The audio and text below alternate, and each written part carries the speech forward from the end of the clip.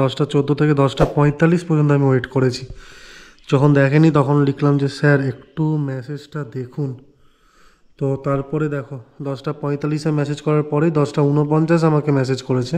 দেখো, অত voice message শুনতে পারবো না, অত ভয়েস মেসেজ শুনতে পারবো না, পারলে লিখে রাখবেন। এটা কোনো কথা একটা ডাক্তারের? দেখাচ্ছিলাম, মানে যে বাচ্চাদের ডাক্তার দেখাচ্ছিলাম, আমি নাম উল্লেখ করব না, কিন্তু সেই ডাক্তার আমি চেঞ্জ করছি আজকে। রিপ্লাই দিল যে অত ভয়েস মেসেজ শুনতে পারবো না, পারলে লিখে পাঠান।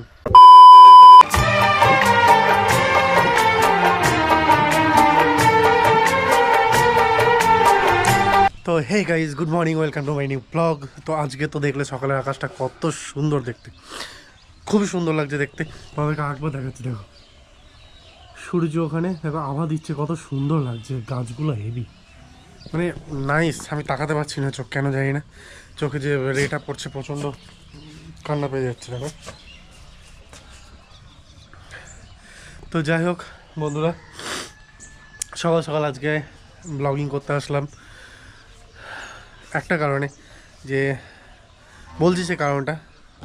তো যাই হোক, মা চলে এসছে। এতদিন তো দেখলে যে একা একা রান্না করছিলাম, মা চলে এসছে, যাক আমি একদিকে এখন শান্তি, যে বাড়ির কাজ রান্না বান্না এইগুলো থেকে আমি মানে বলতে কি মুক্তি পেলাম আর কি।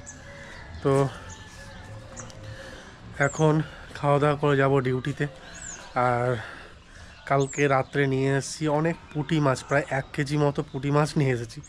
আমার খেতে খুবই ভালো লাগে, কিন্তু দুঃখে মানে কম দাম পেয়েছিলাম। সত্যি কথা বলতে কি, সন্ধেবেলার দিকে এক জায়গায় বসে বহরমপুরে, তো সেখানে হঠাৎ করে পেয়ে গেলাম, তাই নিয়ে নিয়েছি। কিন্তু একটাই সমস্যা, কি পুঁটি মাছ আমি আর মা কালকে বাছলাম রাত্রে, তো খেলাম যখন প্রচণ্ড তিতকুটে, প্রচণ্ড তেতো খেতে, মানে পারছি না, খুব অস্বস্তিকর, মানে কেমন গা পাক দিচ্ছে এরকম মনে হচ্ছে।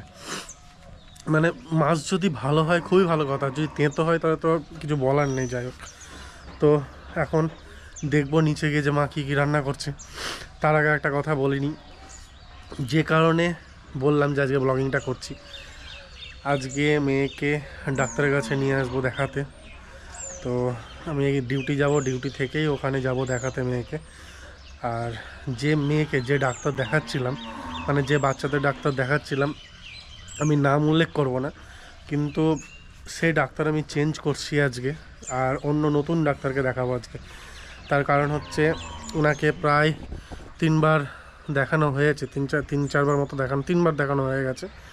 তো ওনার একটা ইয়ে ছিল কি, কোনো অসুবিধা হলে বা এমার্জেন্সি কিছু হলে পরে রাত্রি 10টা থেকে 11টার মধ্যে মেসেজ, এই হোয়াটসঅ্যাপে মেসেজ করতে, মানে মানে করতে বলা হয়েছিল আর কি, লেখা ছিল যেখানে। তো মেয়ের মোটামুটি 3-4 দিন ধরে একটু কাশি হচ্ছিল, ভালো মতোই কাশি হচ্ছিলো, বারবার কেসেই যাচ্ছিলো।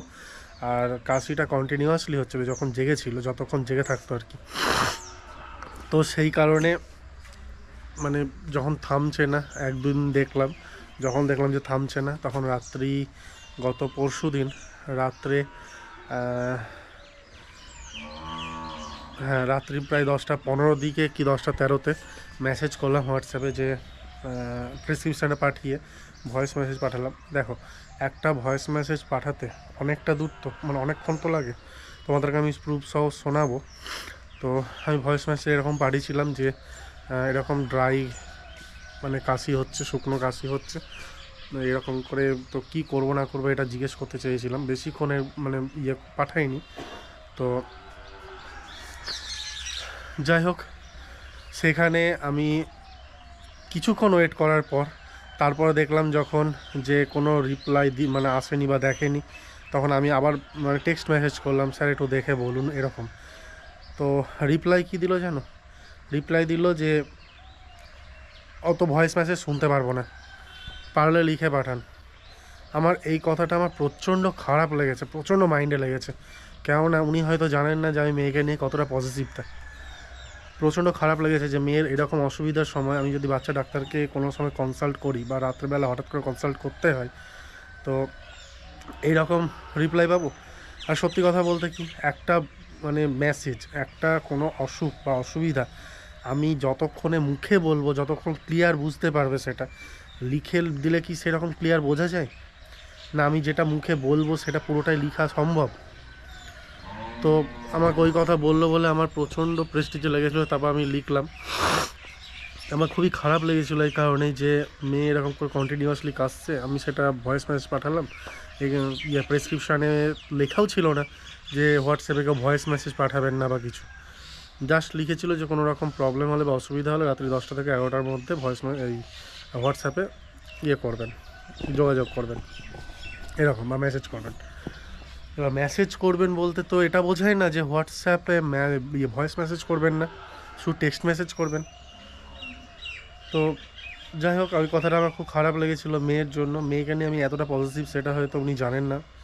আর এটা ঠিকও না, একটা ডাক্তারের পক্ষে এরকম আচরণ বা ব্যবহার ঠিক না। তো সেই কারণে তারপর আমি আবার লিখে মেসেজকে পাঠালাম।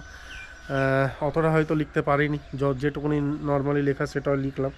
তো তারপর একটা সিরাপ উনি বলে দিয়েছিলেন, মানে লিখে পাঠিয়েছিলেন, তো সেটা রাত্রে কিনিয়ে খাওয়ালাম। তো খাইয়ে যাই হোক খেতে চাইছে না, ওই যা খেত আর কি পুরোটাই ফেলে দিত, যা খাওয়াতো পুরোটাই ফেলে দিত। তো একটু কমেছিল বলে কাশিটা, কিন্তু এখন আবার যেটা বলছে যে এখন ড্রাই কফ নেই, এখন কাশছে, কিন্তু মানে হচ্ছে সাই করছে, মানে কফ মনে হয় ভিতরে জমে আছে যত সম্ভব। এবার আমার একটা ভয় লাগছে যে যদি কফ জমে থাকে তাহলে আবার সম্ভাবনা থাকে হচ্ছে নিউমোনিয়া হয়ে যাওয়া যদি দেরি হয়। তো সেই কারণে আজকে ডাক্তারের কাছে দেখাবো, অন্য ডাক্তার চেঞ্জ করেছি। তো সেই ডাক্তারের কাছে নাম সকালবেলা লিখিয়েছি। ওনার কাছে নাম লিখানো কষ্টকর, যে সকাল 7:30 থেকে 8টার মধ্যে নাম ফোন কন্টিনিউয়াসলি করে যেতে হবে, যদি ফোন ঢোকে তবেই। তো যাই হোক ফোনে পেয়েছি। তো আজকে দুপুর ওই 1:45-1টার দিক করে আসতে বলেছে চেম্বারে, তো যাব ওখানে দেখাতে।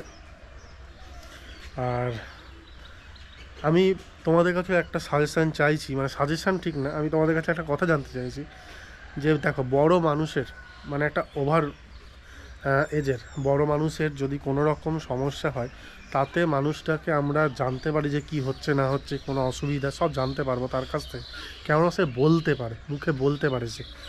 তো সেখানে 1-2 দিন অসুবিধা হলেও কোনো রকমভাবে ওষুধ খাইয়ে তাকে আটকানো যায়, বা রাত্রে যদি কোনো ডাক্তারকে না পাওয়া যায় কোনো রকম ওষুধ খাইয়ে তাকে মানে কোনো রকম ঠিক রাখা যায়।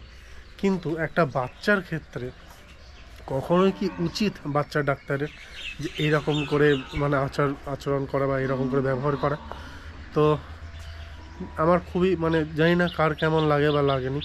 তো তোমাদের সঙ্গে কাউরির কি এরকম ব্যবহার কাউরির ক্ষেত্রে হয়েছে? সেটা হলে অবশ্যই কমেন্টে জানাও, কারণ বাচ্চাদের ডাক্তারের ক্ষেত্রে এরকম করাটা কিন্তু সত্যি বলছে ঠিক না।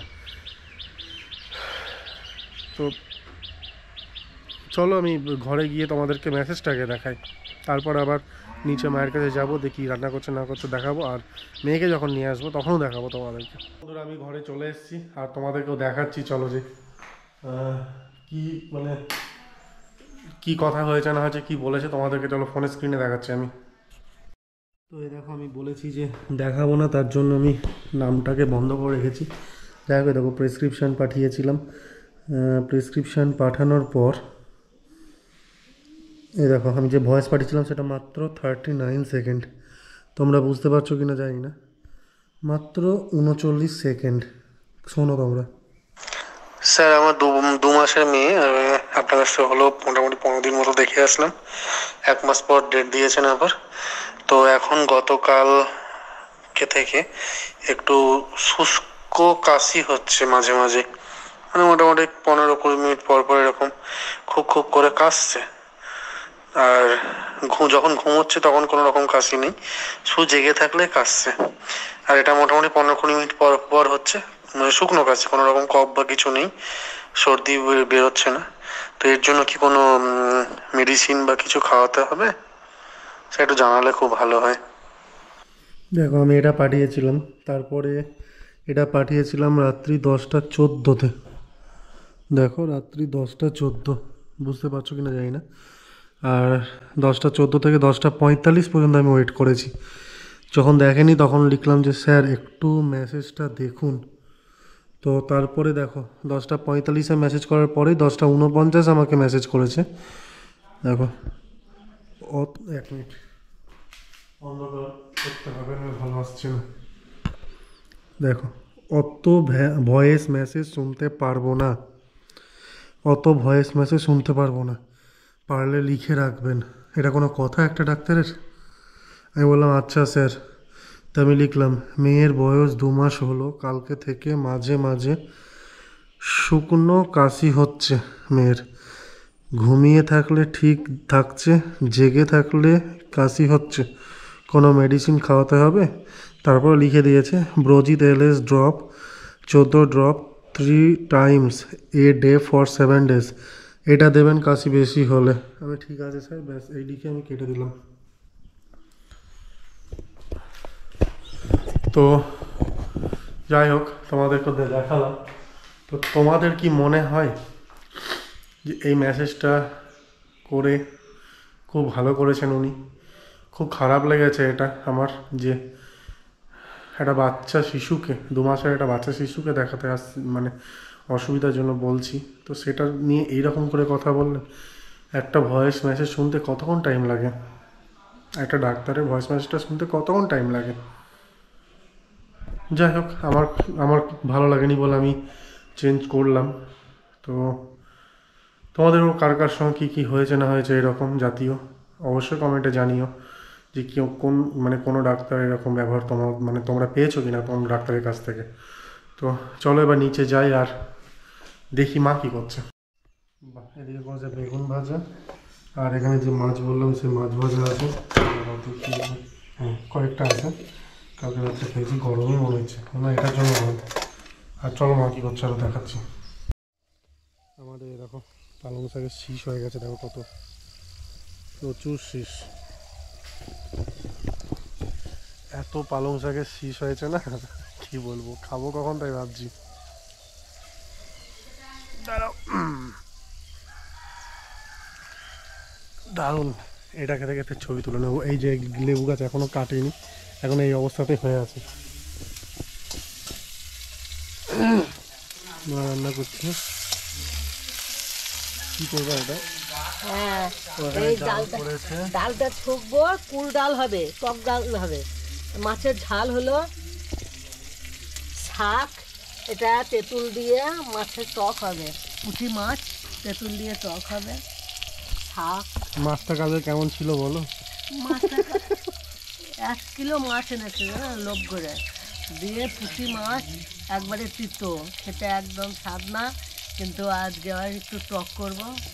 আর দেখি মাছের ঝাল করছি, একটা বাটা মাছ এনেছিল, কটা ছিল বাটা মাছ, সেটা ঝাল করব, কিন্তু খেতে কেমন দেখি, নাহলে ফেলে দিতে হবে। আর ওদিকে মাছ ভাজা রেখে আসা হয়েছে, আর এই বেগুন ভাজা। দেখলাম, ঠিক আছে তুমি করো, তাড়াতাড়ি দেরি করো না। তো চলো রান্নাবান্না করুক, আমি রেডি হই, স্নান টান করতে যাব। তারপর স্নান টান হয়ে গেলে তারপরে আবার যখন ইয়েকে মেয়েকে দেখাতে আসবো তখন তোমাদেরকে দেখাবো। তো চলো এখনকার জন্য টাটা। এখন প্রায় দুপুর 1টা মতো বাজে, আর চলে এসেছি অন্য ডাক্তারের কাছে। তো সেখানে মেয়েকে দেখাতে নিয়ে এসেছি, দেখো মেয়ের সঙ্গে এখন খেলতে লাগেছি। মেয়ে দেখছি খুব একভাবে আমার দিকে তাকিয়ে থাকছে আর দেখো হাসছে। মেয়েকে দেখে খুবই আনন্দ পেলাম অনেক দিন পর। তো মেয়ে দেখো আমার সঙ্গে বেশ ভালোই মজা করছে আর খেলছে, ওর সঙ্গে খেলতেও বেশ ভালো লাগছে। আর বিপাশাকে বললাম যে তুমি ক্যামেরাটা করো, বিপাশা ক্যামেরা করে দিচ্ছে। এই দেখে দেখো এবার মেয়ের মজাটা দেখো যে মেয়ে কী করবে। যেদিকে দেখো, যেদিকে ক্যামেরা আছে সেদিকে মেয়ে এখন পোজ দিতে শিখে গেছে। মানে এই বাচ্চা বয়স থেকে পোজ দিতে শিখে গেছে, তাহলে বড় হয়ে কি করবে তাই ভাবো, বড় হয়ে কতটা মানে কীরকম পোজ দেবে আমি তো সেটাই থেকে অবাক হয়ে যাচ্ছি। তো যাই হোক, এখন মেয়ের সঙ্গে খেলা হয়ে যাক, মেয়ের সঙ্গে খেলার পর তারপরে ডাক্তার যখন ডাকবে তখন যাবো।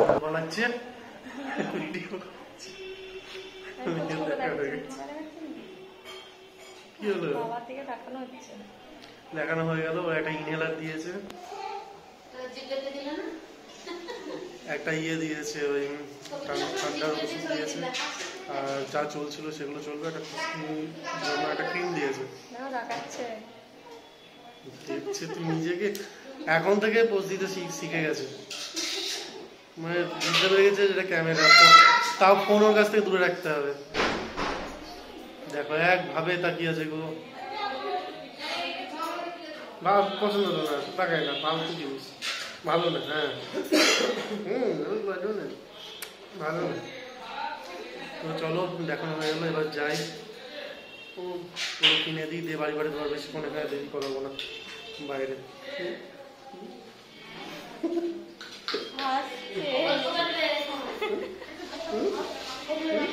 ওর বাবা মুখ করছে, ও ওরকম করছে।